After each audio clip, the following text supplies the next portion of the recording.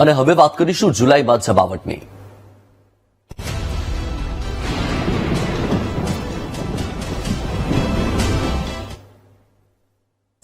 ગુજરાતના 56 તાલુકાઓમાં આજે સાર્વત્રિક મેઘવર્ષા. સવારે 6 થી બપોરના 12 વાગ્યા સુધીમાં 56 તાલુકાઓમાં વરસાદ નોંધાયો.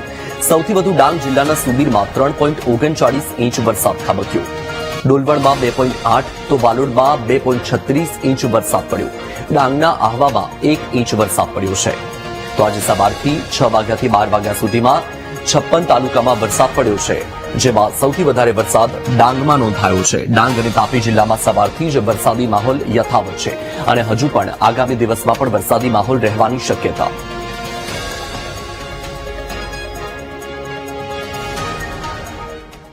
રાજ્યભરમાં વરસાદી માહોલ છે અને હજુ પણ આજના દિવસમાં વરસાદી માહોલ રહી શકે છે. ખાસ કરીને દક્ષિણ ગુજરાત અને સાથે સાબરકાંઠા અને પૂર્વ ગુજરાતના જે ભાગો છે એ ભાગોમાં ભારે વરસાદ થઈ શકે છે. વિંડીના માધ્યમથી સમજીશું કે ક્યાં શું પરિસ્થિતિ રહેવાની છે. સૌથી પહેલા તો એ સમજી લો કે ઉત્તર ગુજરાતના જે કેટલાક ભાગો છે એમાં ખાસ કરીને બનાસકાંઠા અને સાબરકાંઠામાં પણ વરસાદ પડી શકે. પૂર્વ ગુજરાતના ભાગોમાં ભારે વરસાદ રહી શકે. તેનું કારણ શું એ પણ સમજી લઈએ. તો સૌથી પહેલા તો તમે જુઓ કે આ એક જે અહીંયા તમે સિસ્ટમ જોઈ રહ્યા છો જે રાજસ્થાનને ગમરોડી રહી છે, સાયક્લોનિક સર્ક્યુલેશન છે. તેની સાથે અહીંયા મધ્યપ્રદેશ પાસે એક લો પ્રેશર બન્યું છે અને આખું આ એક મોન્સૂન ટ્રફ છે. એટલે જ્યાં જ્યાં ટ્રફ પસાર થાય છે ત્યાં વરસાદી વાતાવરણ રહે છે. તેની આસપાસનો જે આખો વિસ્તાર છે તેને ગમરોડે છે. હવે તમે અહીંયા જુઓ કે અહીંયાથી અરબી સમુદ્રમાંથી પણ જે હવાની ગતિ છે એ સીધી આ તરફ જઈ રહી છે, એટલે કે સાયક્લોનિક સર્ક્યુલેશન તરફ જઈ રહી છે. આ તરફ બંગાળની ખાડીમાંથી જે હવાની ગતિ છે એ આ તરફ હવાની લહેર જઈ રહી છે.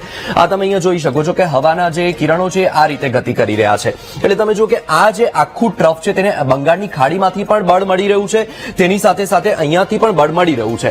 એટલે આ સિસ્ટમ વધારે તાકાતવર બની ગઈ છે અને તેના કારણે રાજસ્થાનમાં તો અત્યારે ભારે વરસાદ છે, પરંતુ રાજસ્થાનની સરહદને અડીને આવેલા ગુજરાતના જે ભાગો છે ત્યાં વરસાદ થશે. મધ્યપ્રદેશની જે સિસ્ટમ છે એટલે કે તેની સરહદને અડીને જે ભાગો આવેલા છે એટલે કે પૂર્વ ગુજરાતના ભાગો ત્યાં ભારે વરસાદ થઈ શકે છે. હવે આપણે ગુજરાતની સ્થિતિ સમજવાનો પ્રયત્ન કરીએ કે ગુજરાતમાં શું પરિસ્થિતિ રહેવાની છે. આજના દિવસ દરમિયાન બપોર બાદ કયા વિસ્તારમાં કેવું વાતાવરણ રહેશે. આપણે થોડો સમયને આગળ લઈ જઈએ એટલે કે સાંજના સમયે શું પરિસ્થિતિ રહેવાની છે. તો આપણે 4 વાગ્યાનો સમય જોઈએ. હવે તમે જુઓ કે આ જે સિસ્ટમ છે કે જે અત્યારે રાજસ્થાનમાં ભારે વરસાદ વરસાવી રહી છે, એટલે કે તમે જુઓ જોધપુર, જયપુર, કોટા સહિતનો આખો વિસ્તાર છે એ વિસ્તારમાં ભારે વરસાદ છે. હવે તેની અસર જે સરહદી વિસ્તારને અડીને આવેલા ભાગો છે બનાસકાંઠા અને ઉત્તર ગુજરાતના કેટલાક ભાગો ત્યાં ભારે વરસાદ થઈ શકે છે. હવે આપણે થોડું ઝૂમ કરીને સમજીએ તો શું પરિસ્થિતિ રહે છે. તો તમે જુઓ કે આ તરફ આખો જે વિસ્તાર છે એ વિસ્તાર એટલે કે સાબરકાંઠાનો પણ ભાગ એમાં આવી ગયો. હિંમતનગર હું થોડું ઝૂમ કરીને તમને સમજાવીશ. તમે જુઓ કે આખો જે આ પટ્ટો છે એમાં ખેડ, બ્રહ્મા, હિંમતનગર સહિતનો જે ભાગ છે ત્યાં ભારે વરસાદ જોવા મળી રહ્યો છે. બનાસકાંઠાનો ભાગ આ પાલનપુર, આ સાથે ઉત્તર ગુજરાતનું મહેસાણા સહિતનો જે ભાગ છે ત્યાં વરસાદી વાતાવરણ જોવા મળી શકે છે. ગાજવીજ સાથે ભારે વરસાદ થઈ શકે છે. અત્યારે આપણે એવા વિસ્તારોની વાત કરી રહ્યા છીએ કે જ્યાં ભારે વરસાદની શક્યતા છે. તો તમે જુઓ કે સાથે અમદાવાદના પણ કેટલાક ભાગોમાં વરસાદ થઈ શકે છે.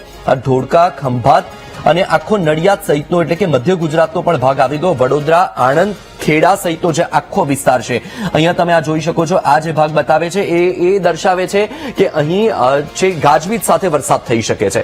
હવે આપણે પૂર્વ ગુજરાતની પરિસ્થિતિ સમજવાનો પ્રયત્ન કરીએ. આજે સવારથી જ જે પૂર્વ ગુજરાતના ભાગો છે તેની સાથે સાથે દક્ષિણ ગુજરાતના જે ભાગો છે ડાંગ અને તાપી જિલ્લામાં ભારે વરસાદ થઈ રહ્યો છે. હજુ પણ જે દક્ષિણ ગુજરાતના ભાગો છે ત્યાં ભારે વરસાદ થવાનો છે. આપણે દક્ષિણ ગુજરાતની સ્થિતિ પણ સમજીશું, પરંતુ એ પહેલા એક વખત પૂર્વ ગુજરાતના ભાગો સમજી લઈએ કે અહીંયા શું પરિસ્થિતિ રહેવાની છે. તો તમે જુઓ કે આ મધ્યપ્રદેશના જે ભાગ છે અહીંયા ભારે વરસાદ વરસી રહ્યો છે. એટલે તેની સાથે જે પૂર્વ ગુજરાતના ભાગો જે અડીને આવેલા છે સરહદી વિસ્તાર એટલે કે અરવલ્લીની સાથે સાથે મહીસાગર, પંચમહાલ, છોટાઉદેપુર સહિતનો જે વિસ્તાર, દાહોદ, આખો આ જે વિસ્તાર છે એ વિસ્તારમાં તમને ભારે વરસાદ થઈ શકે છે. મધ્ય ગુજરાત અને સાથે નર્મદા સહિતનો જે વિસ્તાર છે એ વિસ્તારમાં પણ વરસાદી માહોલ. અને દક્ષિણ ગુજરાતની સ્થિતિ એક વખત જોઈ લઈએ કે દક્ષિણ ગુજરાતમાં શું પરિસ્થિતિ રહેવાની છે. તો તમે જુઓ કે દક્ષિણ ગુજરાતના જે ભાગો છે એમાં ખાસ કરીને આ સુરત, વલસાડ, નવસારી, ડાંગ અને તાપી, આ તમે જુઓ કે અહીંયા ડાંગ અને તાપીનો જે ભાગ છે ત્યાં તમને ભારે વરસાદ જોવા મળી રહ્યો છે. તેની સાથે હા, સૌરાષ્ટ્ર અને કચ્છમાં એટલા વરસાદની શક્યતા નથી, પરંતુ આ જે ભાવનગર જે છે અહીં ભાવનગરમાં ગાજવીજ સાથે વરસાદી વાતાવરણ જોવા મળી શકે છે. બાકી સૌરાષ્ટ્રના જે ભાગો છે એમાં ખાસ કરીને સૌરાષ્ટ્ર અને આખું કચ્છ પંથક અહીં એટલી ભારે વરસાદની શક્યતા નથી. કેટલાક વિસ્તારમાં છૂટો છવાયો કે મધ્યમ વરસાદ થઈ શકે છે. હવે આગળ વરસાદની જ વાત કરીએ તો દાહોદમાં ભારે વરસાદ બાદ ધોધ જીવન થયો છે. કંજેટા નજીક આવેલો રતનમહાલ ધોધ સક્રિય થયો. ધોધના આહલાદક દ્રશ્યો પણ સામે આવ્યા છે. ઉપરવાસમાં વરસાદને કારણે નયનરમ્ય દ્રશ્યો જોવા મળ્યા. તો આ દ્રશ્યો તમારી ટીવી સ્ક્રીન પર વરસાદના પગલે સતત નવા નીરની આવક થઈ રહી છે, જેના કારણે ધોધ ફરીથી જીવંત થઈ રહ્યા છે. કંજેટા નજીક આવેલો આ રતનમહાલ ધોધ કે જે નવા નીરની આવક થતા સક્રિય થયો છે, તેની સાથે નયનરમ્ય દ્રશ્યો પણ જોવા મળ્યા.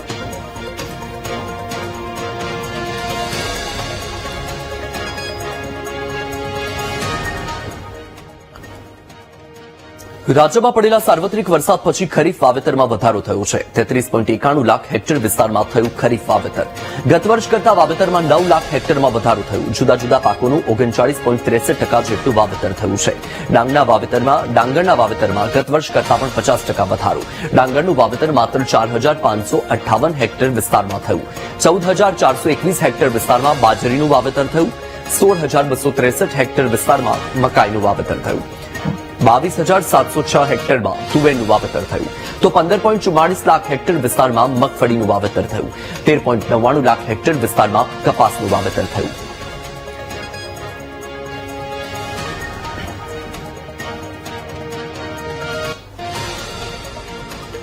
તમિલનાડુના ત્રિચીમાં સતત પડેલા વરસાદ બાદ જળાશયો છલોછલ ભરાયા છે.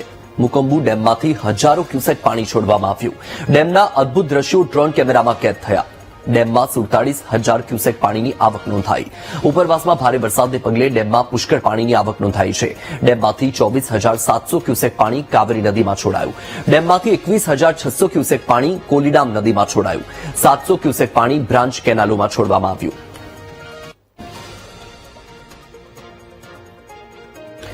તો આ આકાશી દ્રશ્યો સામે આવ્યા છે તમિલનાડુના છે કે જ્યાં ત્રિચીમાં સતત વરસાદ પડી રહ્યો છે. ત્યારબાદ જળાશયો છલોછલ ભરાતા મુકમ્બુ ડેમમાંથી હજારો ક્યુસેક પાણી છોડવામાં આવ્યું અને તેના ડ્રોન કેમેરામાં કેદ થયેલા જે દ્રશ્યો સામે આવ્યા છે તમારી ટીવી સ્ક્રીન પર અદભુત નજારો જોવા મળ્યો. આ દ્રશ્યો છે મુકમ્બુ ડેમના કે જ્યાંથી પાણી છોડવામાં આવ્યું. ડેમમાં 47,000 ક્યુસેક પાણીની આવક નોંધાઈ. તો ઉપરવાસમાં ભારે વરસાદને પગલે ડેમમાં પુષ્કળ પાણીની આવક નોંધાતા ડેમના દરવાજા ખોલવામાં આવ્યા અને પાણી છોડવામાં આવ્યું.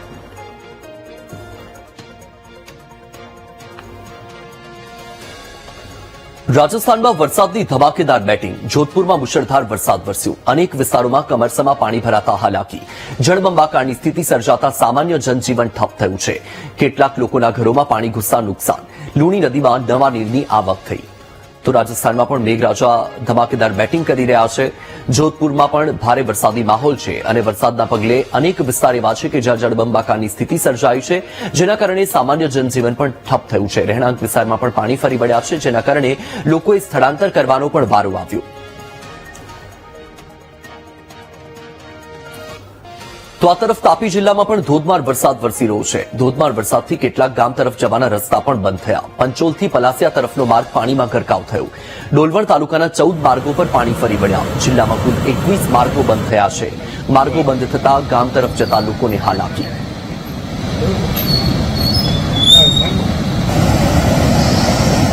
જિલ્લામાં સવારથી પડી રહેલ ભારે વરસાદને પગલે જે નદીઓ છે એમાં જળબંબાકારની પરિસ્થિતિનું નિર્માણ થયું છે. વાત કરવામાં આવે તો સૌથી વધુ વરસાદ ડોલવણ તાલુકામાં પડ્યો છે. ડોલવણ તાલુકામાં વાત કરવામાં આવે તો 2 કલાકની અંદર 2.5 ઇંચથી વધુ વરસાદ પડવાની સાથે ડોલવણ તાલુકાના ઉપરવાસમાં એટલે કે ડાંગ જિલ્લામાં પણ ભરપૂર વરસાદ પડવાને સાથે જે નદીઓ છે એ ગાંડીતુર બની છે, જેને પગલે જે ગ્રામ્ય વિસ્તારોના જે લો લેવલ પુલો છે એના પર પાણી ફરી વળવાને કારણે ખાસ કરીને જે ગ્રામ્ય વિસ્તારના જે લોકો છે તે લોકોએ હાલ તો એક હાલાકીનો સામનો કરવો પડી રહ્યો છે. હું જે તમને દ્રશ્યમાં બતાવવા માંગુ છું, ડોલવણ તાલુકાના પંચોલથી પલાસિયાને જે જોડતો ઓલણ નદી પર આવેલો લો લેવલ કોઝવે પર પાણી ફરી વળવાને કારણે હાલ 6 જેટલા ગામોનો જે સીધો વાહન વ્યવહાર છે એ અટકી પડ્યો છે. તો બીજી તરફ અવિરત પડી રહેલ વરસાદને પગલે જે તાપી જિલ્લાના ટોટલ 21 જેટલા પંચાયત હસ્તકના રસ્તા બંધ છે. તેમાં સૌથી વધુ રસ્તા જે 14 જેટલા રસ્તાઓ જે છે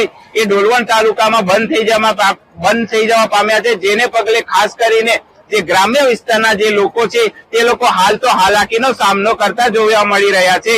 દીપક ગામિત, વીટીવી ન્યૂઝ, તાપી.